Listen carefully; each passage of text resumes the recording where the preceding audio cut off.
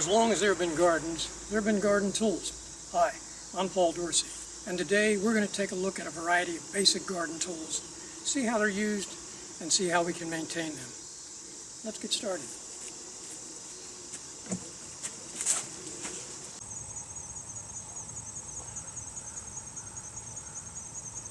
The shovel is probably the most frequently used tool in the garden, and which one you select depends on which kind of job you have to do.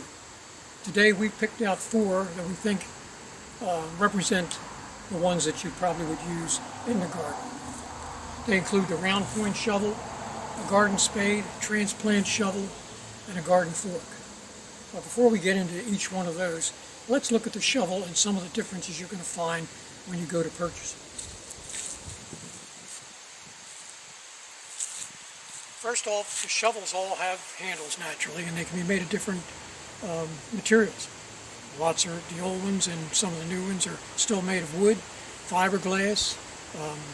Some shovels are all stainless steel, and some are steel. The handles fit into an area. Here is a collar or a socket of the blade itself. The blade can be made 2 different ways. It can be stamped steel or it can be forged. The stamped steel is generally made by taking a flat piece of steel, all the same thickness, and a machine comes down, stamps it into its shape, and it's wrapped around a handle.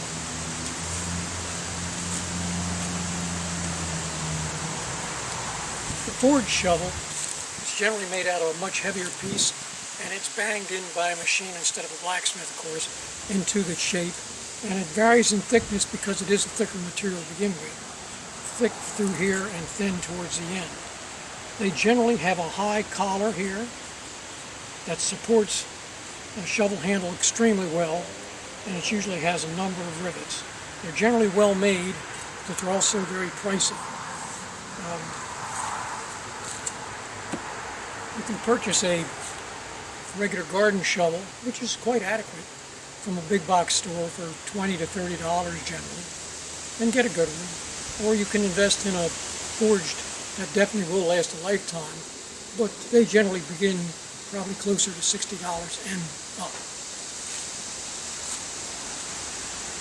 So the first shovel we want to talk about is a common shovel everybody recognizes, the round point shovel, and it's used for starting gardens, turning over the soil, digging holes, generally just moving dirt.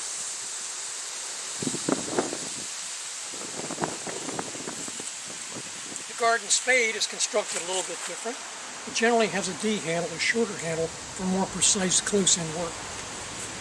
It's narrower, has a square bottom, which makes it very good for edging your soil beds, maybe chopping or dividing plants.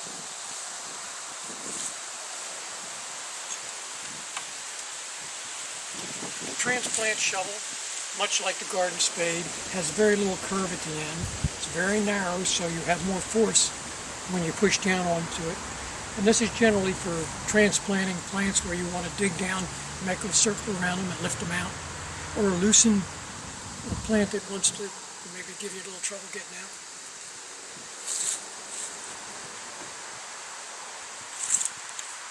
The garden fork is constructed a lot different than your old pitchfork.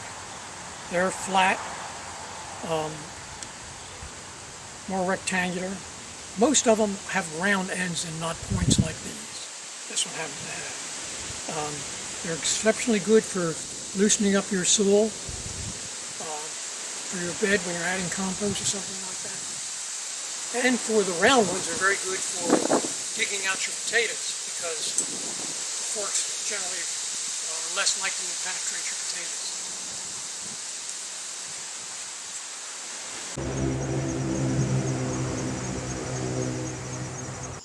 Just a quick word about rakes. We're all familiar with rakes, especially now that the leaf season is beginning. Rakes have been around almost forever. It's documented back in 1100 BC in China. They were used to gather hay and grain. There are 2 basic kinds of rakes that we're familiar with. That's the lawn rake and the garden rake. Rakes have been designed pretty much the same as They've been since the beginning of time. Essentially, they're equipped with tines or fingers like this to move material from one place to the other. The leaf rake comes in two configurations. Some are plastic and they're inexpensive and they're very good for raking leaves. We have a metal type, which used to be the only one that we used to have. And not only is it good for raking leaves, but it's also good for scarifying the lawn and getting out thatch and things like that. Also, they have a new invention, a relatively new invention. It's called the telescoping rake. And it folds up to nearly nothing.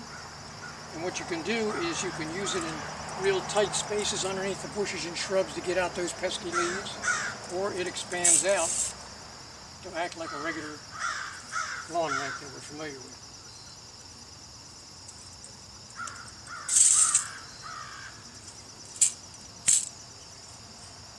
The garden rake, or the more traditional rake, generally has a large metal top here with, like I said, tines or fingers, and it's generally used for more difficult tasks like cleaning up areas and moving rocky place, and it could even be used for cultivating. My favorite use for this is breaking up soil and leveling out the garden beds for landscaping.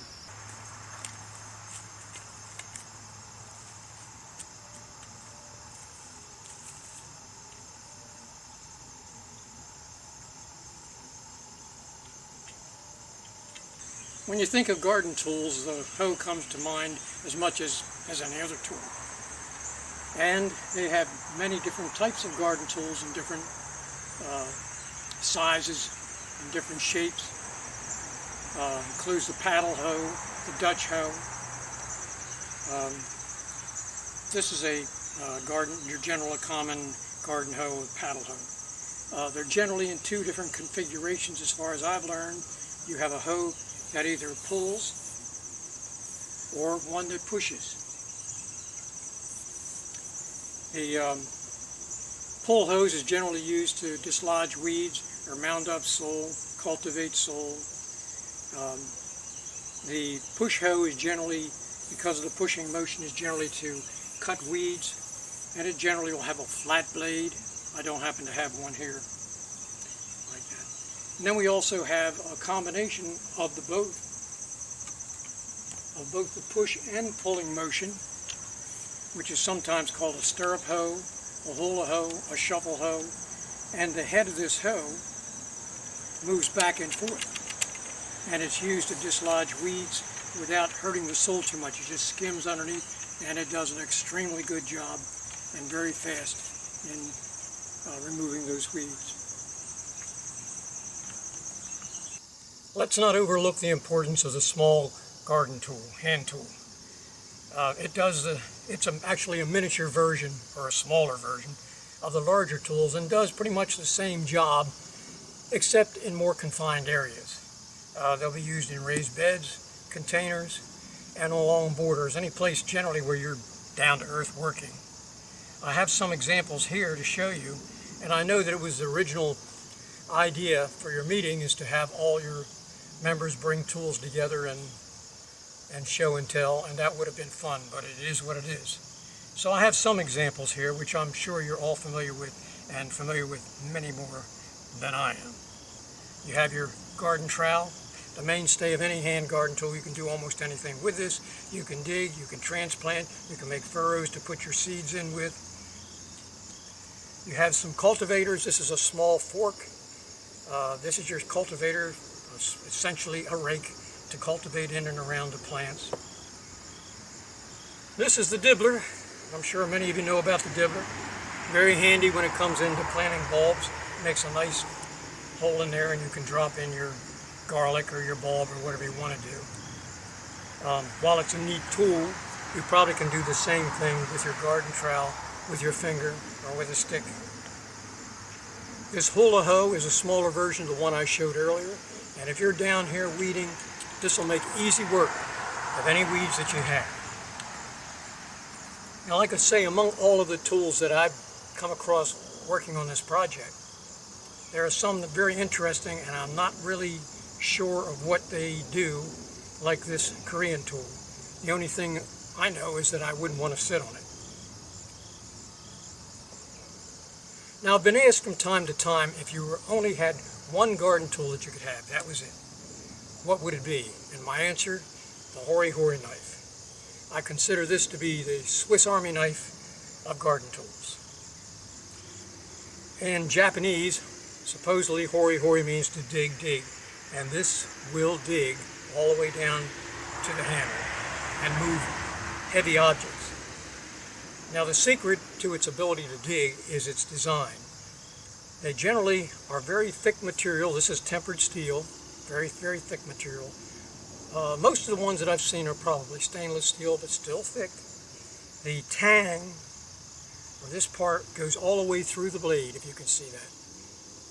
And that's the most important thing you can have in choosing almost any garden tool, but especially one that you're putting a lot of pressure on.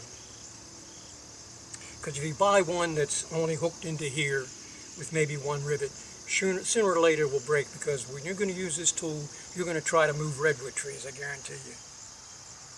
Now, it has two sides. One side has a serrated edge, which is very good for chopping, for cutting small branches or limbs around as big as your finger, would saw them off. And the other side is your regular sharpened blade. Now, this one isn't very sharp, but you could sharpen it. Be a little careful using it. This one has a notch in here, which is very good for cutting twine. Also good for opening bottles. So I was introduced to this tool about 4 years ago, and it's sort of become my best friend ever since. I wouldn't be without it. I highly recommend one if you don't already have it.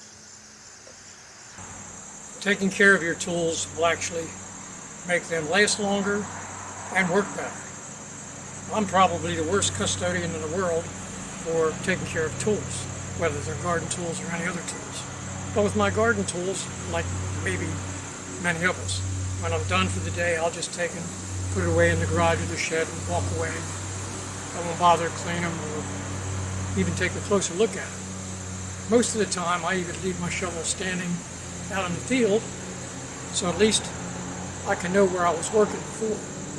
Now, while this is good for my recalling what I was doing and for my memory, it really isn't good for the tool. I'm going to try to do better, and I'll show you some steps on what I'm going to do. Now, bringing in the shovel, let's use a shovel for example. First, one thing you want to do is remove all this dirt on here. And the reason for that is because the dirt that's left on there has moisture in it. And the moisture will start the rusting process. Once I remove the dirt,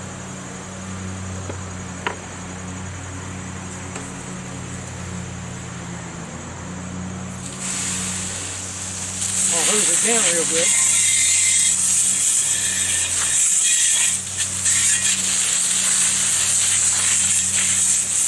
Some of the headphones, there you go.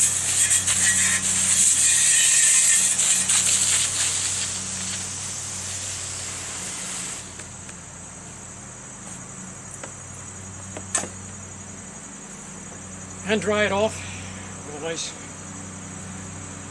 cotton cloth. Wipe it down good, wherever it is.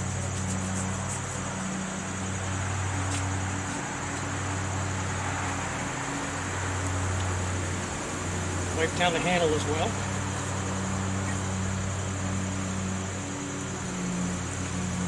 Now's a good time to take a look at the condition of the shovel. You might have some early rust starting like we have here.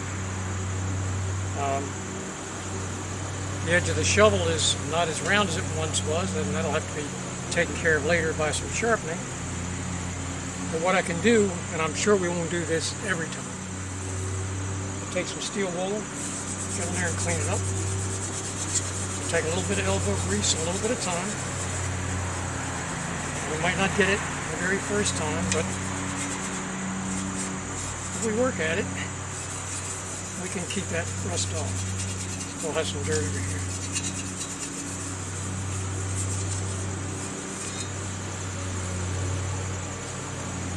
Use a wire brush as well. I have a little wire brush here, like a little toothbrush made out of brass.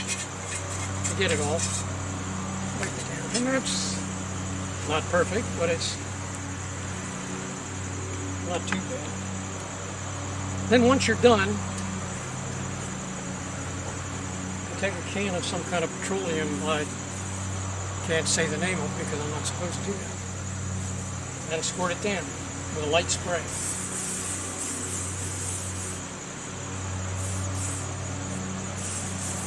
And this will keep the oxygen and the water off of it to keep it from rusting. Now the handle,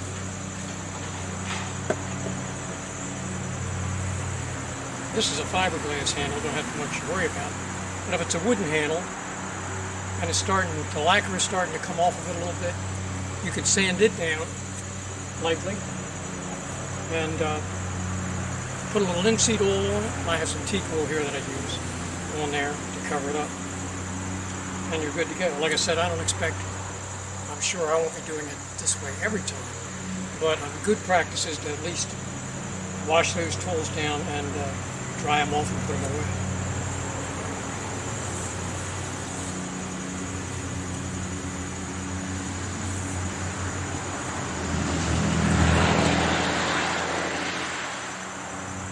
Now in some cases, the tools are in pretty bad shape. This trenching or tool has been sitting in my shed. I haven't even used it for years, and it's in pretty bad shape. I mean, the tool itself is still good shape. It hasn't rusted away or anything like that. And you can see up here the wooden handle is very, very rough. And I know that on some of my really old tools, like my rake, where I didn't bother to keep it moisture lubricated or covered, I could get splinters in it, which is not a good idea either. So in this case, just like before, we clean it off as much as you can, just like we did before. And when it gets down to the rust, your steel wool and your wire brush may not be enough. So you may have to take like a little rotary wire brush that fits in the end of the drill and take down and work on it. But it's a matter of time, keeping after it, and you can bring this back. It'll take a while. I've tried a couple, and as a matter of fact, I had one so bad that I was even considering going out and having it sandblasted like new and starting over again.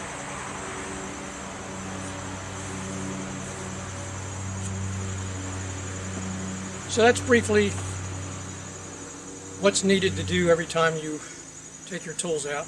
I'm going to try harder to do it because I want my tools to last longer, and I hope you will too.